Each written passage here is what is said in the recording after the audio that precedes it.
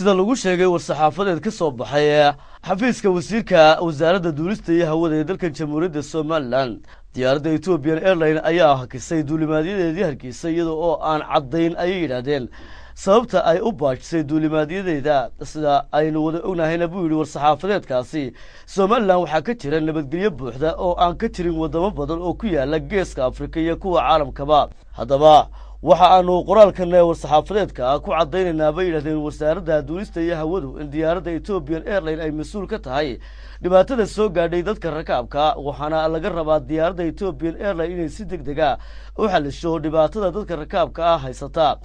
ayna bilaamaan qaabkii ay dadkaasi u gaarsiin lahaayeen wadamadii ay ka yimaadeen annaga oo og baa war-saxaafadeedkaasi lagu yiri in ay durba bilaabeen dhoofinta dadka rakaabka xukuumadda Soomaaliland marnaba aqbali mayso in la dhibaateeyo dadka dhoofayaasha waana mas'uuliyadda ay u igman tahay wasaaradda duulista oo qaranka uga wakiila madaarada iyo arrimaha duulimaadyada oo dhan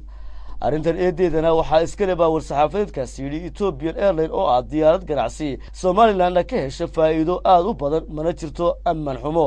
ka jirta Soomaaliland xukuumadda Soomaaliland waxa ay mas'uul ka tahay ilaalinta ammaanka madaarada iyo guud ahaanba dalka oo dhan diyaaradaha ganacsiga waxa laga rabaa oo la gudboon war-saxaafadeedkaasi yiri in ay ixtiraamaan qarannimada madaxbannaanida iyo ammaanka ka jira Soomaaliland arrintan diyaaradda Ethiopian Airlines waxa dalka Ethiopia u tagay wafdi ka socda xukuumadda Soomaaliland oo hogaaminayo wasiirka wasaaradda arrimaha gudaha mudane Cali Maxamed Warcade uuna ka mid yahay wasiirka wasaaradda duulista iyo hawada Soomaaliland mudane Maxamuud Xaashi Cabdi waxaana arrintan lagu dhamayn doonaa heer diblomaasiyadeed si loo sii xoojiyo xiriirka ka dhaxeeya labada wadan ee Soomaaliland iyo dawladda Ethiopia ee aynu jaarka nahay waxa kale oo aanu beeninaynaa war-saxaafadeedkaasi lagu yiri wararka sheegaya in wasaaradda duulistu ay dadka u xanimaan diyaaradda Ethiopian Airlines ay u diiday in ay berbera ka dhoofaan warkaasi oo ah mid aan sariir toona lahayn isla markaasina aanay waxba ka jirin warbaahintana waxaanu kula talinaynaa bay yiraahdeen in ay sacad u sheegaan